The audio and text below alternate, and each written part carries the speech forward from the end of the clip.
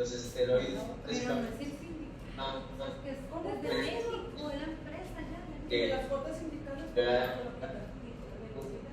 De la generación de moléculas, en este caso, pues debilitan a la célula a través de un lenguaje que utilizan, por ejemplo, con el DNA, ¿sí?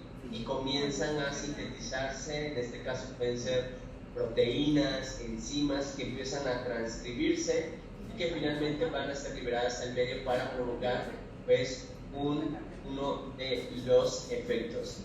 El caso más común de los esteroides, sí, tiene que ver precisamente con el proceso antiinflamatorio. Pero si se dan cuenta, quiero que visualicen algo. Los esteroides van a jugar un papel importante y van a dictarle, van a dar una serie de instrucciones a la célula sobre qué hacer. Y esto, por supuesto, explica que pues, ellos necesitan un volumen de distribución suficiente para poder llegar hasta donde se está, donde se tienen los receptores. Y ojo aquí, uno de los efectos que se ha observado, que se ha esperado, no sé, se sabe que es esperado, vale. ¿Qué pasa cuando tenemos el uso prolongado de esteroides? Los leo en el chat.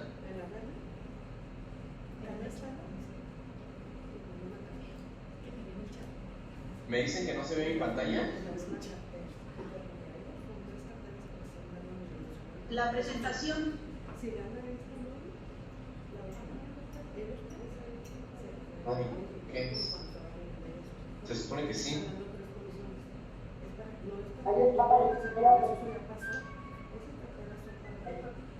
Ok, gracias.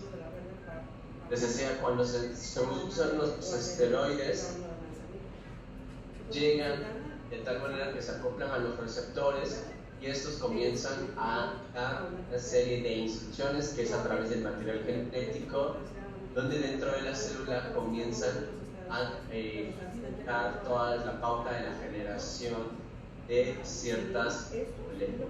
¿Okay?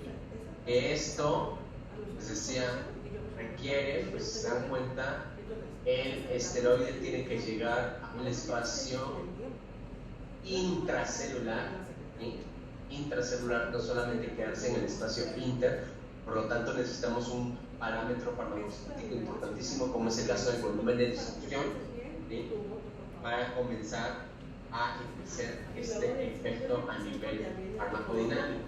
Ahora bien, esto también se va a traducir en una de las vertientes de los efectos que se han estudiado, que recientemente han salido a la luz, pues es la generación de osteoporosis. Y esto pues por supuesto que tiene sentido, porque esto también se da a nivel de osteoblastos, aquellos que van a comenzar a formar un papel importante, sobre todo en el crecimiento o en la formación de hueso. Nosotros una presentación súper pequeña, disminuida, como un octágono de la pantalla.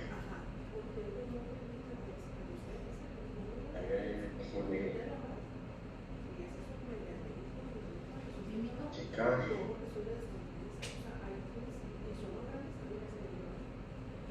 Sí. Okay. La imagen es pequeña, o sea, realmente la imagen es muy pequeña. Si se dan cuenta, hay un espacio en blanco que es más grande. No sé por qué no se ven las letras, pero bueno, no importa porque son de los receptores que estamos hablando. Pero en sí la imagen es muy pequeña. Aún así ser muy pequeña, esto viene siendo efectivamente, si lo dividimos por cuadrantes, casi la mitad de uno de los cuadrantes.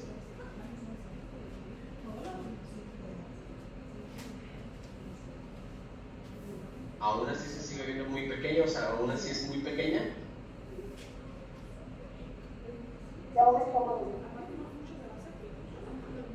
Ok, entonces fíjense bien también los esteroides pues van a tener un efecto a nivel del sistema inmunológico, ¿sí? Porque van a producir inmunosupresión, van a jugar un papel clave sobre el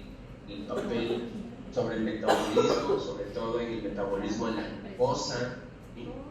Y esto es derivado pues del agotamiento que hay con los diferentes receptores, ¿ok?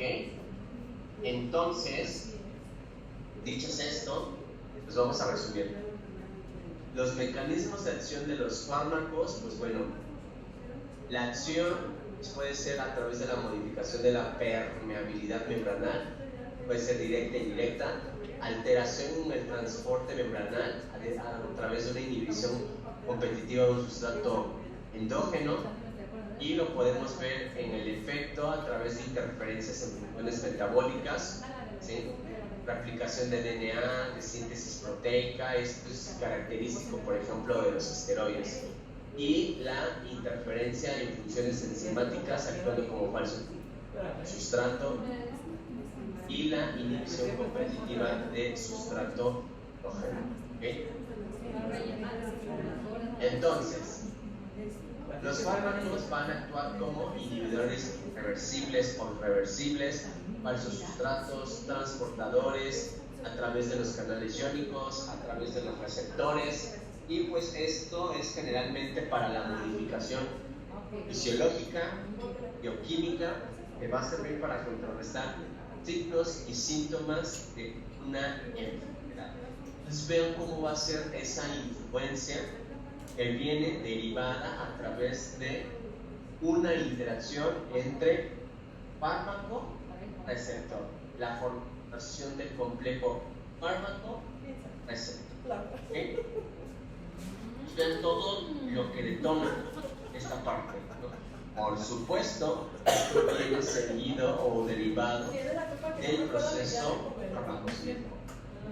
Si empezamos a tener ya problemas dentro del proceso farmacocinético, pues ténganlo por seguro que este tipo de efectos no se van a dar.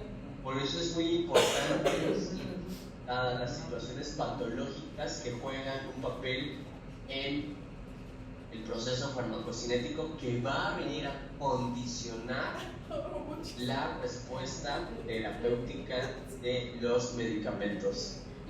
Por eso es que tenemos tanto problema con uno de los ejemplos donde se ve muy palpable esto. Entonces, por ejemplo, con la resistencia bacteriana, pacientes que están infectados y de repente dicen, bueno, no responden, pero ¿por qué no responden?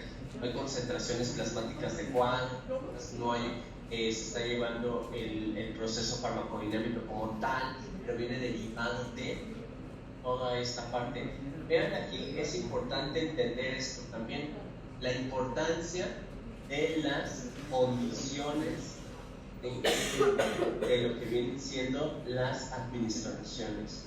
Aquí no se trata de, bueno, no pasa nada, no hay en farmacia, pues póngale que no hay, no encontré el medicamento, pues también póngale que no hay, resulta que el medicamento está en otro lado, porque todo esto va a venir a condicionar, ¿sí? Ya lo vimos cuál es el efecto que hay a nivel de la posología, ¿sí? Pues eso se va a traducir pues a una respuesta. Yo me atrevo a decir que muchas veces los pacientes pues no progresan derivado que no se contempló con eso. La omisión de una sola dosis de un medicamento viene a darle en todo el traste a toda la del paciente. El paciente llegó aquí, les digo, pues el paciente está hospitalizado por un proceso patológico, no está de vacaciones. Entonces eso también nos tiene que servir para hacer pues conciencia.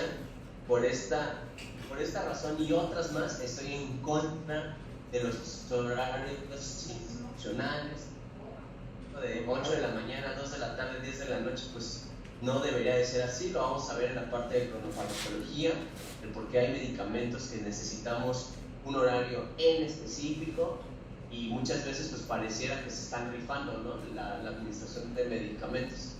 Entonces, ese es el gran problema que tenemos en nuestro sistema sanitario, Y pues eso también se explica también por la carga de pacientes que hay, ¿no? Eso también es un hecho que pues, un personal de enfermería tiene que atender 15, 10 pacientes, y pues es como si fuese una especie de poder manejar, tener un mejor control de ellos. Pero la realidad es que les digo, los procesos a nivel fisiológicos, o sea, yo no le puedo decir a mi cuerpo, a mí me encantaría decirle a mi cuerpo, vas a hacer pis a las 2 de la tarde. En las 10 de la mañana a las 2 no vas a hacer nada porque tienes que estar en juntas, tienes que estar en otras situaciones y hasta las 2 vas a hacer pis. No, o sea, no se puede. Los procesos fisiológicos se dan. Entonces, el problema o el fracaso terapéutico en muchos de nuestros tratamientos es derivado de eso, de todas estas situaciones que no son consideradas. Yo creo que su gremio tiene un gran reto. Yo sé que está la red o la asociación, creo que es la red de prescripción. Yo les decía, bueno, un medicamento aunque sea o esté catalogado como medicamentos dentro del cuadro básico, por supuesto que va a tener un impacto. A mí me tocó ver situaciones en las que pues, incluso familiares de colegas de ustedes desarrollaron fallos renales, ¿no? Alguien dijo, tómate un ketorolaco, tómate un naproxeno, ¿sí? Un paciente con una hipertensión marca diablo, de repente pues, hacen pues, las dichosas fallas renales agudas, o cuando está un proceso de hipotensión, lo que quieren hacer es bajar la presión de trancazo, ¿no? Y esto pues no debería de ser así. Frenas todo el sistema renina-angiotensina, vas a dar en la torre a todo el sistema renal. Entonces hay muchas cosas que van a la hora de poder pues, elegir un medicamento. Por eso va de la mano también algo que no lo voy a tocar en el diplomado, pero pues que espero y les empiece a abrir el panorama de los riesgos de la automedicación, porque pues esto es una realidad, ¿no? Que los profesionales sanitarios somos los que más nos automedicamos y no tenemos esa cultura, ¿no? Entonces, pues con todo esto, se dan cuenta, les estoy mostrando que el panorama pues va más allá. No nada más es decir, tómate un paracetamol o ponte una ceftriacondexa, tómate un ketorolaco, todo esto va más allá. Y pues esto debería ir de la mano con la comprensión de todos los procesos fisiopatológicos. De hecho, una de las propuestas que yo tenía con la jefa Calú pues era dar antes temas de fisiopatología para abordarlos. O sea, pues bueno, vamos a tener el reto de ir abordando con aparatos y sistemas algunos procesos fisiopatológicos o generalidades para poder aterrizar esto, pero lo ideal sería pues haber llevado antes mínimo, nosotros llevamos a la carrera un año de fisiopatología y aún así no alcanzamos a entender todo. Entonces de repente pues por eso me genera cierto ruido. Está bien, o sea, la misma legislación les permite a ustedes prescribir, pero bueno, yo espero que quienes se vayan a dedicar a esto lo hagan con toda la responsabilidad, porque pues como decía uno de nuestros maestros, ¿no? Nuestros errores se entierran, ¿no? Aquí no es de, híjole, pues ya ni modo, ¿no? Ya se murió.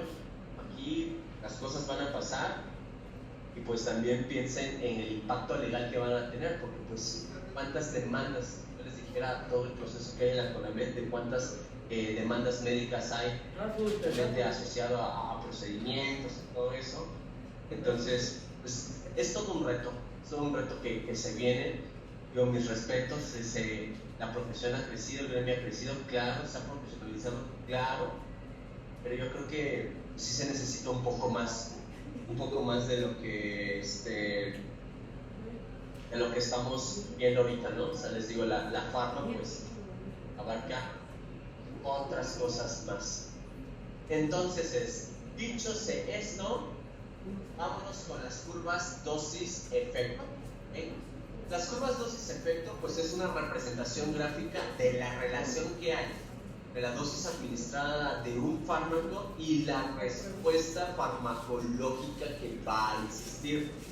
Ojo, es súper importante, sobre todo para la parte de seguridad de medicamentos.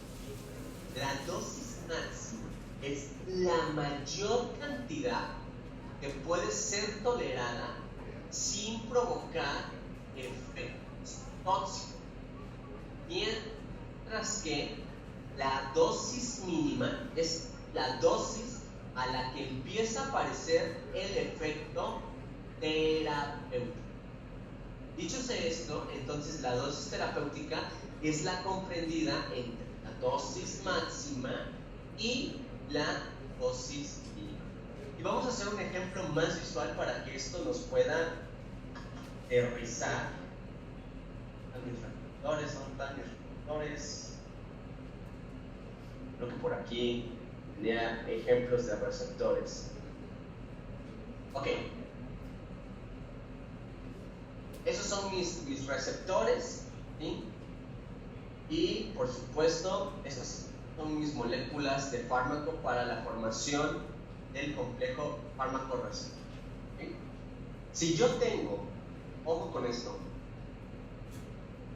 me dicen si se ve la pantalla porque estoy bien emocionado disque dibujando y me voy a decir que no se ve la pantalla. Sí se ve.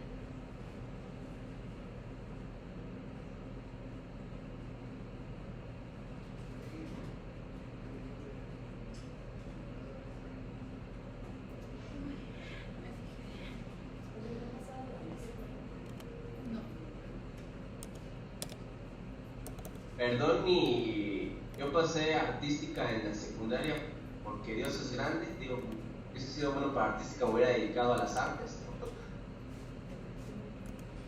Pero bueno, estoy intentando simular algo. Aquí tengo dos receptores. Es el que estoy pintando ahorita de rojo, o el intento de receptor. Dispensen ustedes, me dediqué a la farmacia. ¿Sí? Tenemos aquí uno y aquí tenemos otros. Y vamos a hacer esta analogía. ¿Sí? Tenemos 1, 2, 3, 4, si lo quieren ver así, 4 moléculas de fármaco. 4 moléculas de fármaco en las cuales van a ir por los receptores. ¿Cuántos receptores tenemos disponibles?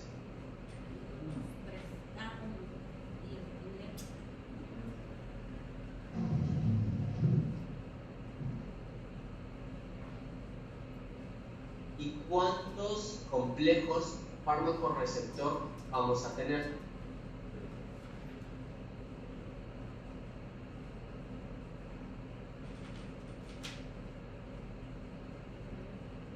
A ver, los leo en el chat porque sé si no me están viendo.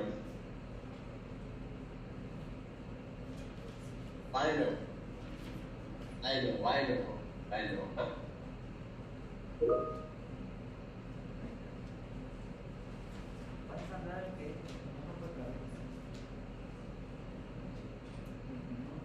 Fíjense, entonces tenemos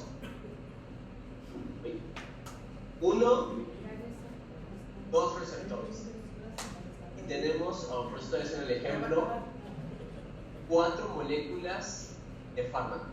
¿Okay? Entonces este receptor va a interactuar con esta molécula y se va a formar un complejo.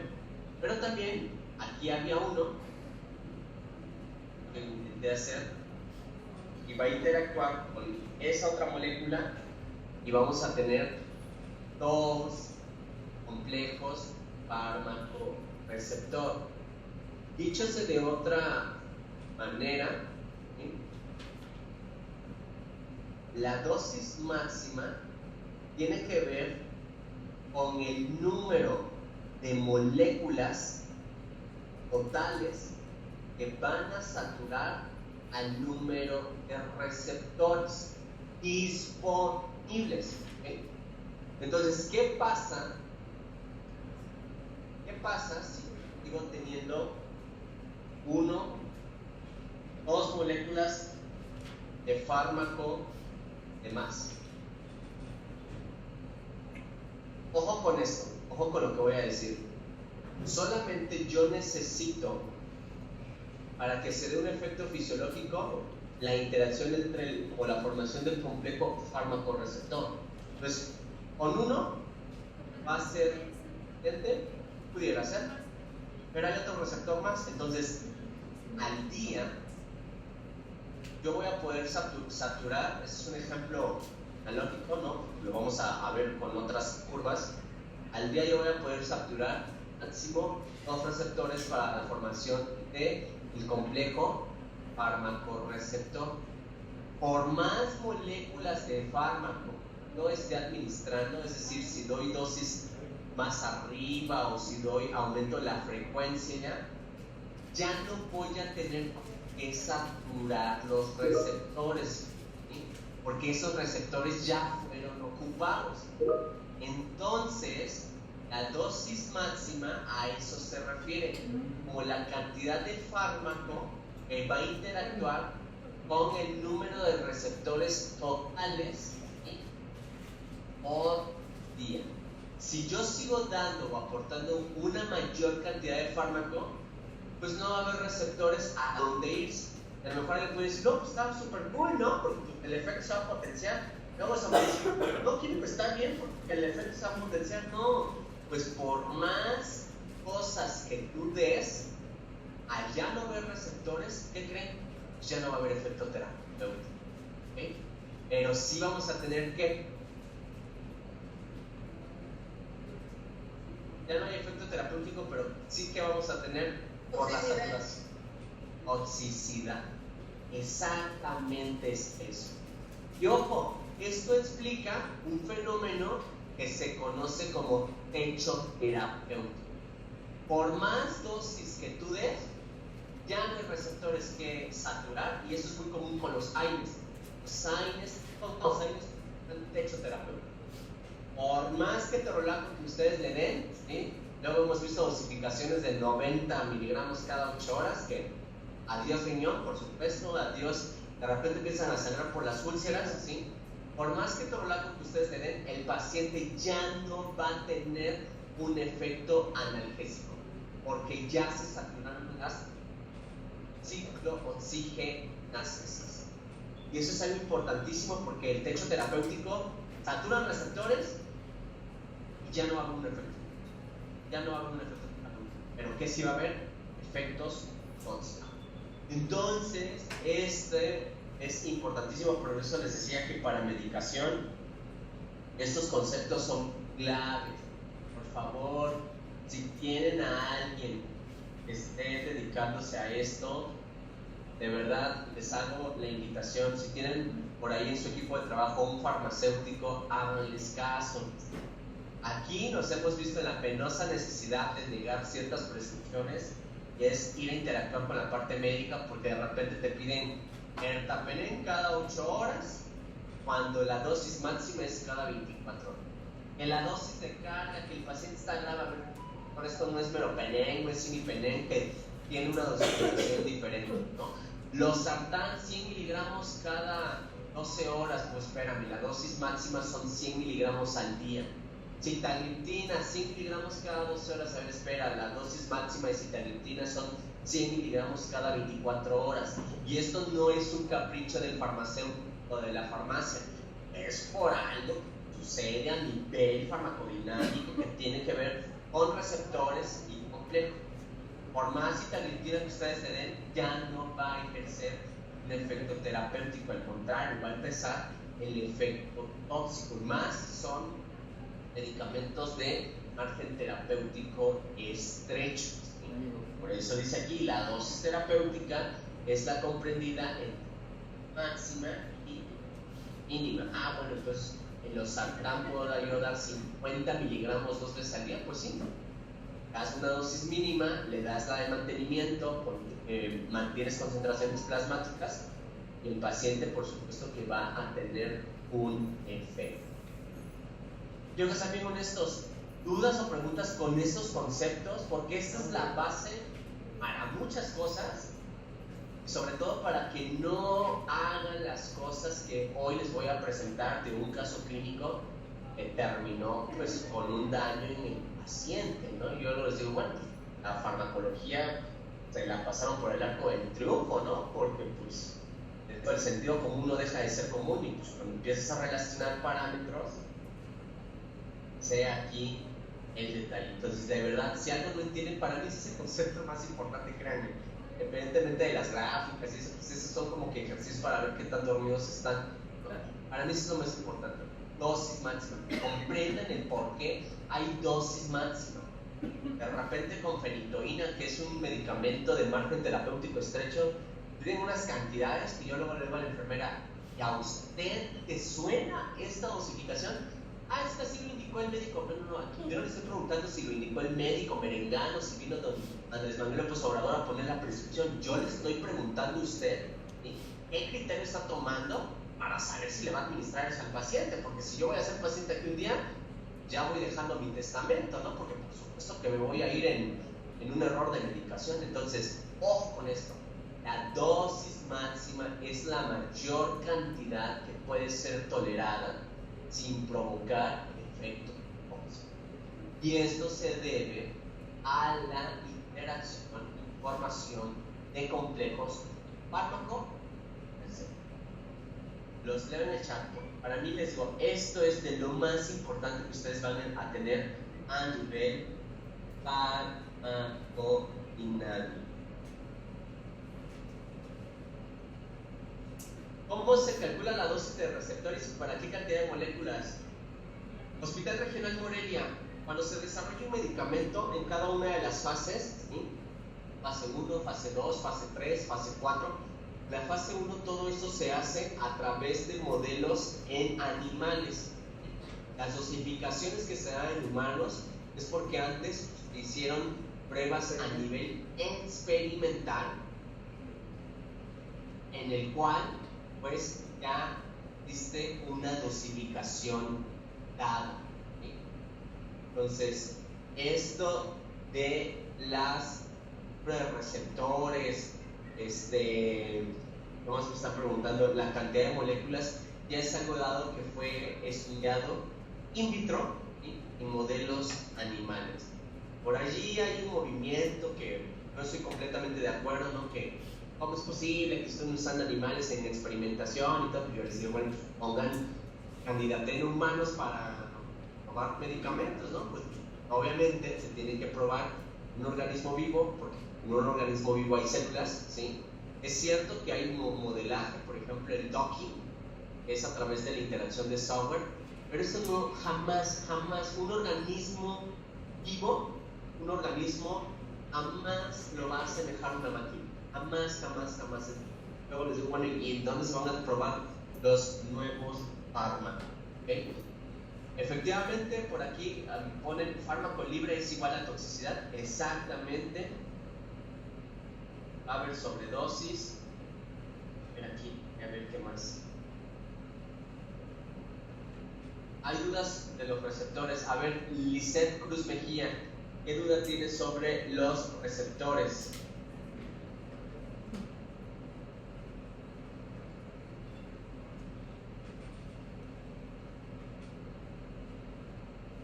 Leo en el chat en lo que leo las otras preguntas y comienzo a contestar.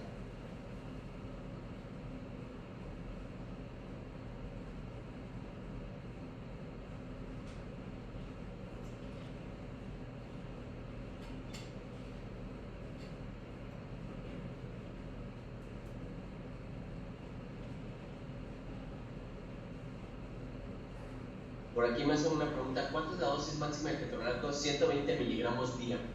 No hay más. No hay más. Cuando ya no hay moléculas y termina siendo techo terapéutico. Sí, se hace techo terapéutico porque ya no hay receptores en donde las cuales las moléculas del fármaco van a formar este complejo. Por ejemplo, si usted tiene salón donde esté ahorita, en el auditorio, qué sé yo, 4 butacas libres, pensemos un ejemplo muy burdo, y ustedes son 5, pues bueno, uno de ellos va a quedar pues sin asiento, solamente 4 compañeros van a poder sentarse.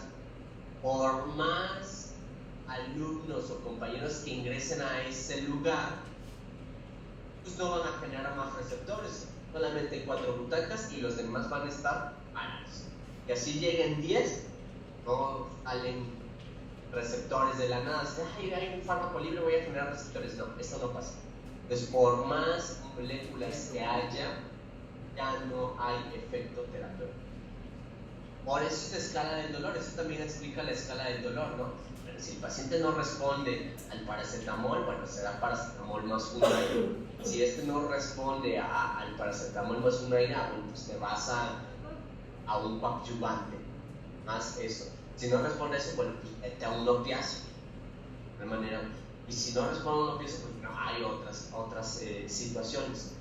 Entonces, esto es la importancia del techo terapéutico.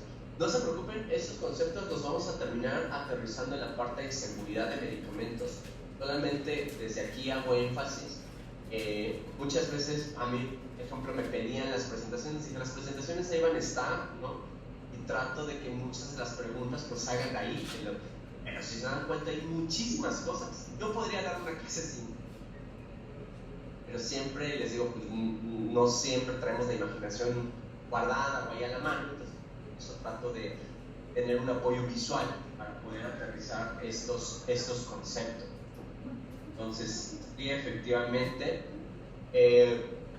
les decía, ahorita tenemos una gran ventaja con respecto a las aplicaciones o apps, cuales pues ustedes pueden tener ya acceso directo. Una de las apps que les recomendé desde la primera clase pues es Headscape.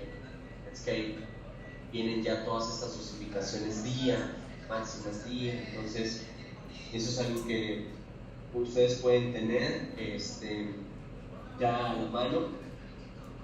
Entonces la realidad es que, por ejemplo, hay ciertas patologías, o sea, también es dependiendo de la patología. Por ejemplo, en hipertensión, el nifedipino le da hasta 120 miligramos para hipertensión. Pero no es lo mismo pues para el manejo de una hipertensión pulmonar, donde para hipertensión pulmonar se pueden dar hasta incluso 240 miligramos. Pues esto es algo muy importante siempre tener en cuenta, ¿no? Relacionar el diagnóstico con las dosificaciones. ¿Cuándo podrá facilitar las clases al hígado? ¿Dónde podemos tener las diapositivas? Bueno, les dije al principio, esta semana, una disculpa, tuvimos una semana muy cargada de trabajo. La verdad es que no me había tocado la computadora. Su servidor está terminando un curso en certificación de auditor en calidad en salud, entonces pues tareas, exámenes, preparar el proceso solamente estamos trabajando dentro del hospital con toda la situación de mejoras que tenemos para realizar dentro del área de farmacia hospitalaria. Se agregó un caso de un error de medicación que terminó en reacción adversa y bueno, fue una semana muy ardua y se los comenté a las personas que me apuntaron en el chat. O sea, estoy pendiente con la carga, me acaban la semana anterior apenas recibí la parte de mezclas. Esto van a tener tiempo suficiente para poderlo estudiar. Para mí lo más importante es que me entiendan ahorita. Si no me entendieron ahorita, ya no me van a entender más adelante. La verdad es que enfoquen su atención en esto que estamos viendo.